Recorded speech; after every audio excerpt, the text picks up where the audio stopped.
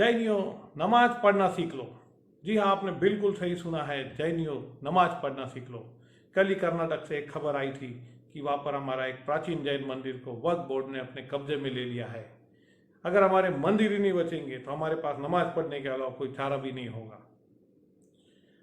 हम दिन भर पैसा कमाने में लगे हुए रहते हैं। दिन भर हमारा ऑफिस में और दुकानों में समय जाता है।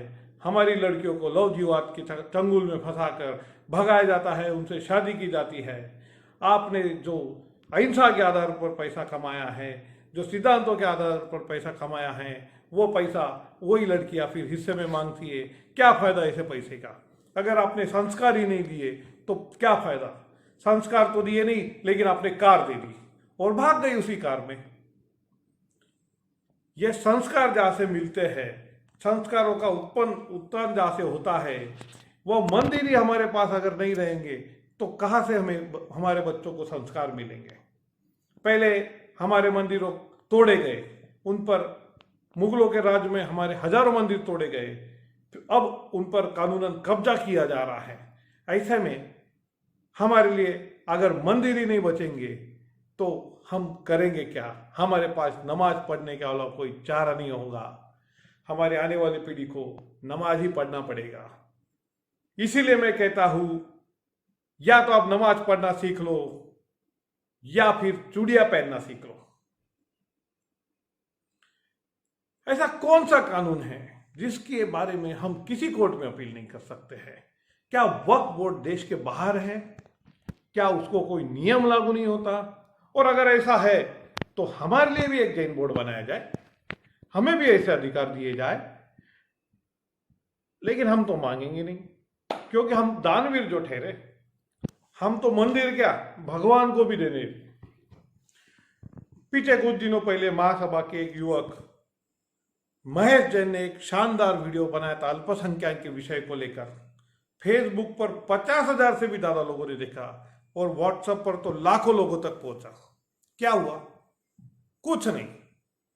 इतने लोगों ने उस वीडियो को देखा, किसी को कुछ नहीं लगा, ना किसी ने उसका साथ दिया, ना किसी ने उसको आवाज उठाई। हमारी संवेदना बिल्कुल खत्म हो चुकी है। हम नपुंसक हो चुके हैं। हमारे अंदर जोश खत्म हो चुका है। हमारे समाज पर अन्याय की कोई भी खबर आती है तो बस हम व्हाट्सएप पे फॉरवर्ड करते रहते हैं, फेसबुक पे फॉरवर्ड करते रहते हैं। 2-4 दिन तक वो खबर इधर से उधर चलती है, हर ग्रुप में आपको वही खबर दिखती है और फिर उसके बाद टाई फिश खत्म। हम फिर से उसी पर आ जाते हैं। अब तो अन्याय की हमें आदत सी हो चुकी है। अगर 8-15 दिन में कोई अन्याय समाज पर होता हुआ हमें सुनाई ना दे, अगर उसकी कोई खबर ना आए तो हमें भी अटपटा लगने लग जाता है। मैं युवाओं से पूछना चाहता हूं, कहाँ गई हमारे अंदर का वो जोश, हमारे अंदर की वो ज्वाला, हमारे अंदर की वो अंगार? क्या हमारा अन्याय के खिलाफ आवाज सिर्फ व्हाट्सएप तक ही सीमित रहेगी या हम आगे भी बढ़ेंगे? हमारा मंदिर अब मस्जिद बनने जा रहा है। मंदिर मस्जिद बनने जा रहा है और हम बैठे बैठे व्हाट्सएप पे कोसते रहेंगे एक दूसरे को, एक दूसरे के नाम से बुराई करते रहेंगे। मेरे युवा साथियों, नपुंसक की तरह बर्ताव बंद करो और आओ आगे बढ़ो। धर्म तुमसे बलिदान मांग रहा है और यह बलिदान तुम्हारे शरीर का नहीं है, यह बलिदान तुम्हारे समय का है। आने वाले 23 अप्रैल को सकल जैन समाज के साधु संतों के द्वारा हमें इस विषय पर मार्गदर्शन दिया जा रहा है। एक चर्चा सत्र आयोजित किया जा रहा है।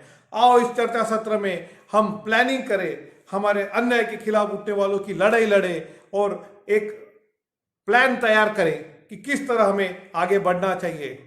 या तो फिर नमाज पढ़ना सीख ले, नमाज पढ़ना सीख ले, या हमारा हक छीन ले। बस आपसे यही गुजारिश है।